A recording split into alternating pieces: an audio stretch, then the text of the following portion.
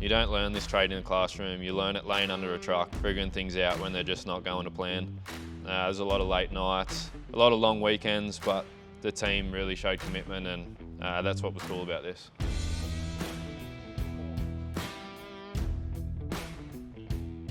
Hey guys, Nick from Tefol, transport workshop based in the Hunter Valley, New South Wales. We mainly service mining and road transport. Our slogan is bumper to bumper and everything in between. There's nothing on a truck or mining equipment that we can't do. Even if it's something we haven't done before, we're more than happy to give it a crack and give it our 110%. We toyed with the idea of building a workshop truck here for the past 6 to 12 months. I thought it would be a great way to train our apprentices. I've been scrolling Facebook Marketplace as you do. This T600 kept popping up, and I thought, hey, that's a sign. Especially with Clarendon being T600 theme this year, I thought, what better truck to buy than a 1989 T600. When we got the truck, it presented fairly tidy.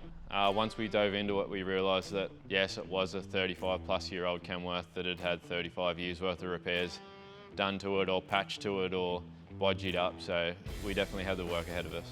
I myself am a hands-on learner, and I think a lot of people in this trade are. So there's no better way to teach our boys and girls and pulling a truck apart that they're going to be working on for the rest of their career and building it from the chassis up. I just think you can't buy that experience anywhere else.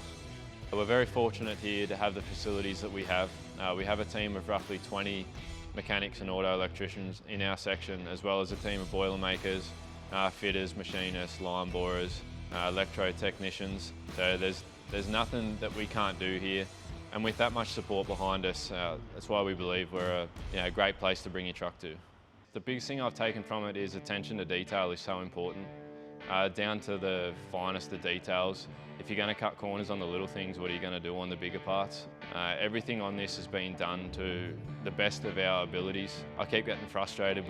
We'd fit a part, we'd take it back off, we'd modify it, we'd fit it again.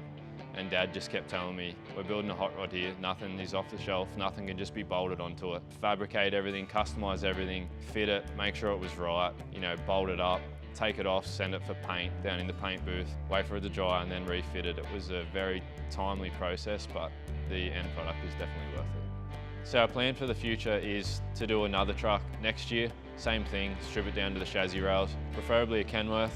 We love working on Kenworths, the boys love Kenworths, they're built Aussie tough. They can always just be rebuilt, and they're just as good as a brand new one, as you can see here behind me. If anyone has a cool old Kenworth laying around in the shed that they want to go to a good place, this is the right place for that truck.